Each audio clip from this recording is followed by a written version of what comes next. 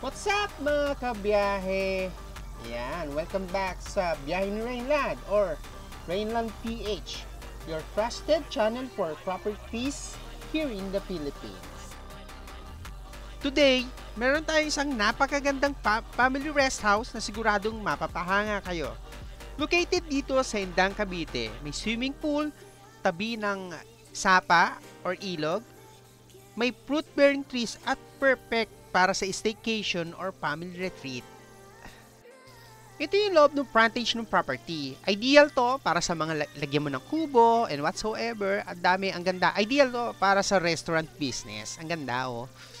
Tsaka may swimming pool pa. Ito yung basketball court area. Ito yung facade ng property. Look, napakaganda. Ayan. At ngayon, pupunta tayo dito sa loob ng may CR pala yan dito sa gilid. Ayan. At ang pinakamaganda pa dito, Rachel ito. From 18 million down to 15 million na lang. Kaya kung sa niyo, huwag niyo palalampasin ito.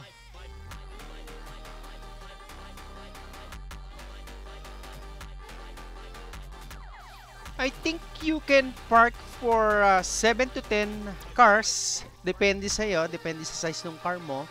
Ito, pwede ka mag-park yan sa basketball area, tsaka itong papasok. Ito nga pala yung area ng swimming pool. Ayan, lanay ba yan? Lanay. And dito, sa kaliwa ko, meron namang ditong gazebo na may nakatabi na billiard table. Actually, kasama na sa bentahan din yung, iiwan din yan, yung billiard table na yan. Tsaka itong long dining table. Ayan. Kita nyo sa drone, napakaganda pa ng roof nito, kakagawa lang.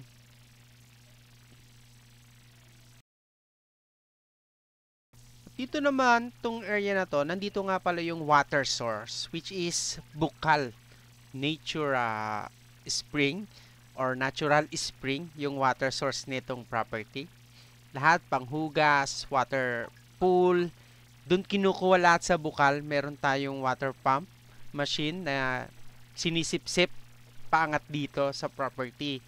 Tsaka yung gilid na yon, nandun yung river area.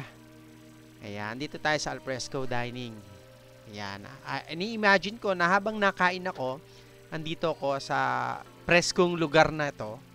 Ayan, ang ganda ng property na to, as in super ganda. Napakamura na, binaba na yung price niya from 18 million down to 15 million na lang. Kaya ako sa iyo, i-grab mo na, kausapin mo na si seller. Okay naman sa kanya yung terms kung sakali. In good faith naman siya, don't worry. Yung pool area, kaya madumi, syempre, of course, kulang sa linis. Ikaw na bahala magpalinis niyan. Kadali lang naman ipalinis niyan. May caretaker nga pala dito.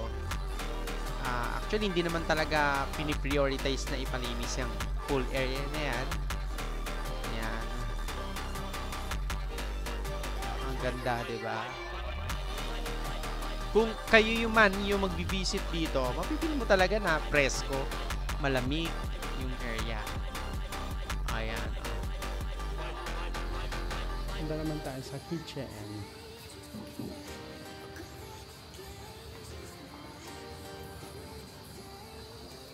Access din sa baba.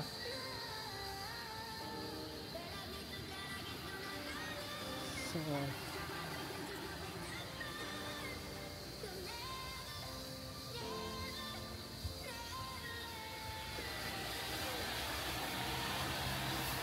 rinig nyo ba yung lagaslas ng tubig? O, diba?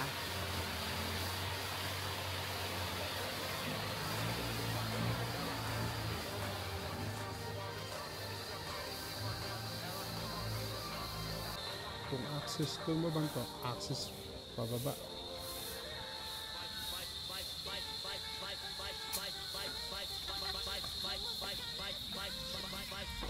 Paano na yung political bahay?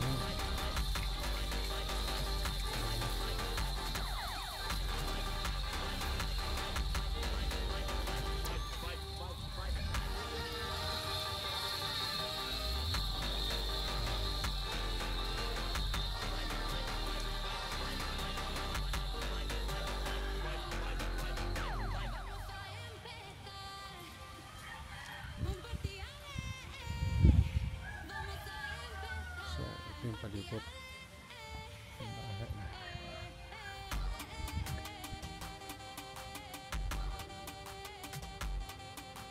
Dito.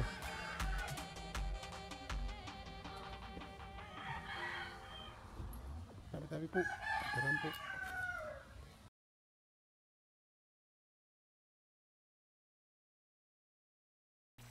Yan, kagagawa lang ng taas, ng bubong, yung roof, wala talagang butas yan. Ito, may access dito, papasukin din natin tong property na to. Ito yung area nila para sa camping or pitching ng tent, sa mga gusto mong pitch ng tent, dito sa area na to. If ever man na ikaw yung makabili, pwede mong ipatibag. Yan tong pader na to. Yan, o, diba? Napakalaki ng lote, oh. Imagine mo, may waterfalls ka, may daluyan ng ilog, daluyan ng tubig, tsaka pwede ka bang mag-pinch ng tent kung sakali. Kung restaurant man yung ilalagay mo, pwede dito. Pwede mo maging pwede mo maging extension ng dining area mo. Tsaka yung paligid niya, ang ganda, 'di ba? Speaking of waterfalls, ito nga palang property ay malapit sa Macabag Falls, St. Anthony Falls. Actually, tinatawag daw itong lugar na to ay Macabag Falls. Yan. At isa pa sa pinaka nakakatuwang feature ng property na to, ang dami mong fruit-bearing trees. Meron tayong guayabano, langka, durian, santol, bangkok, abukado, kaimito, papaya, saging dun sa gilid, sa vacant lot, tsaka 4 na puno na kalamyas at bayabas at niyog. So imagine, every harvest season, may sarili kang prutas sa bakuran, organic, fresh, at libre. Isa pang plus point, only 21 kilometers away from Tagaytay City. Kung gusto nyong lumabas for coffee, sightseeing, or food trip, mabilis lang ang biyahe papuntang Tagaytay.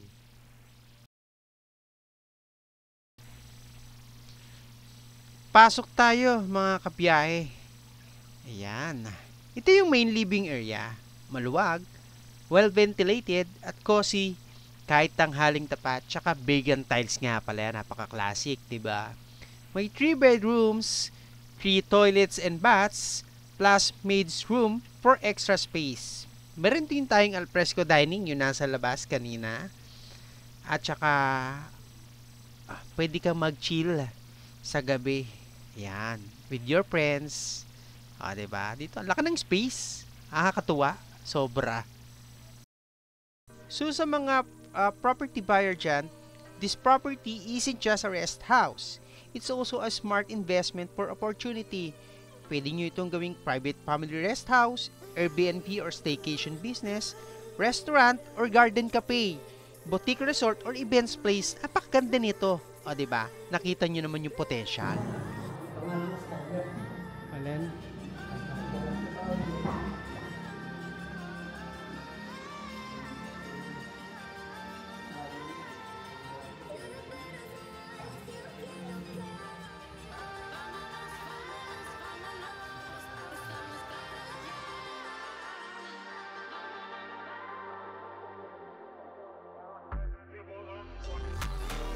So, ito yung first room.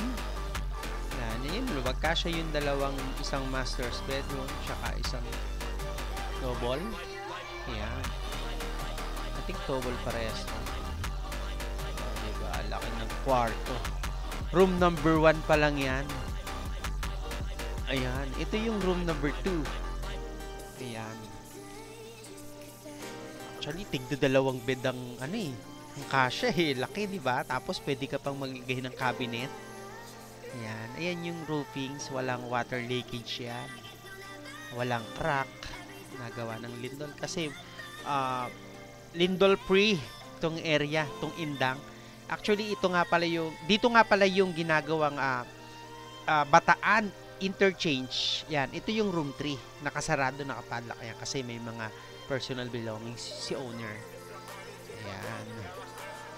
At ito nga pala yung toilet. Punta natin. Ayan. Ulitin ko lang yung Bataan Interchange nga pala, sorry. Hindi pala dito sa Indang kundi sa Naik, Cavite. But anyway, napakalapit lang. Sa kabilang bayan lang, Naik na. 'Di ba? Mas mapapalapit yung pagpunta mo ng Bataan from Cavite through Bataan Interchange. Yan. Ayun yung CR, napakalinis.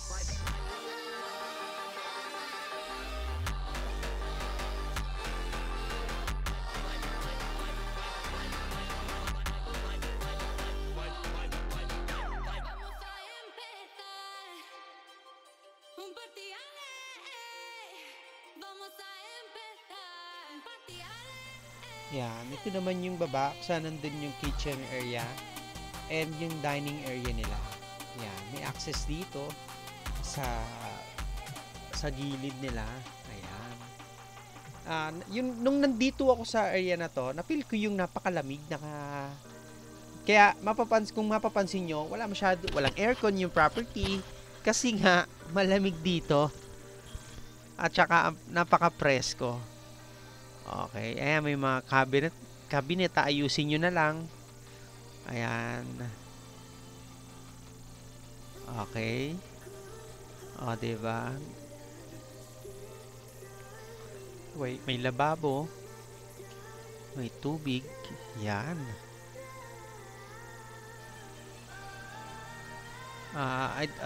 Di ko matandaan kung anong tawag dito sa mga salamin na to. Napaka-classic. Ayan. Napakalamig dito sa baba na to. Ayan. Lahat yan, yung pintuan niyan, door 1, door 2 sa kabila. And yung dadaanan ko mamaya is door 3. Lahat yan, may access na bubuksan lahat yan. Some of the doors need to refurnish na lang uli. Ayan. Ito yung hagdan. Diba? Wow. Tsaka napaka elder friend, napaka PWD friendly, elder friendly nitong property na to kasi pagpasok mo sa taas, yung taas, 'di ba, yun yung nandun yung kwarto. So, pwede namang kumain si PWD dito sa alfresco dining or kaya dun sa kabilang access. May access din dyan, may pintuan ito na bubuksan din. Ayan. Bubuksan dito. So, ito access dito palabas. Dito. Lamig, presko. Gandang design. Kaya ano nga yung tangke na yan? Filter. Filter ng pool. Okay, yan yung filter ng pool. Masya ng pool. So, kung interesado ka sa property na to, ito ang mga important details. Location, Indang, Cavite. 15 million ang selling price. And, ayan na, mga kabahay or mga ka-farmland or mga ka-rainland. Kung hanap your property na rest, investment, at relaxation, this family rest house in Indang, Cavite is one you shouldn't miss. Important details ng property. Itong property na to kaya ibinebenta ng mura at nagbaba ng 15 million pesos dahil yung title nito on process at ang naglalakad, sabi nung sa owner, ay matatapos or makukuha yung original title by next year of May. Ngayon, if you are willing to take the possession, willing naman si owner na mag-sign ng contract if ever na decided ka talaga na i-avail or i-acquire itong property. Kayo na lang po yung mag-usap regarding dun sa magiging magkakaroon ng balance or stagger price base dun sa napag-usapan namin. At kung ano yung magiging balance ay upon releasing ng title by next year. Okay? Okay ba sa inyo yung details? Yung title ay pinaprocess pa, yung tax deed ay nakapangalan sa may-ari, buhay yung signatory. Uulitin ko, buhay po sila, mag-asawa po, signatory na nakapangalan sa tax deed. Ongoing yung prices, ongoing yung title. Okay, ayan. At sa mga willing or interested na mag-acquire or mag-avail nito, contact us 0991-588-0827 And if you love this kind of content, don't forget to like this video, comment below kung anong part ng property ang favorite ninyo. Subscribe to Biyahe ni Rainland or visit our Facebook page, Rainland PH, and subscribe to our page for more property tours and investment finds. See you! Salamat! Bye-bye!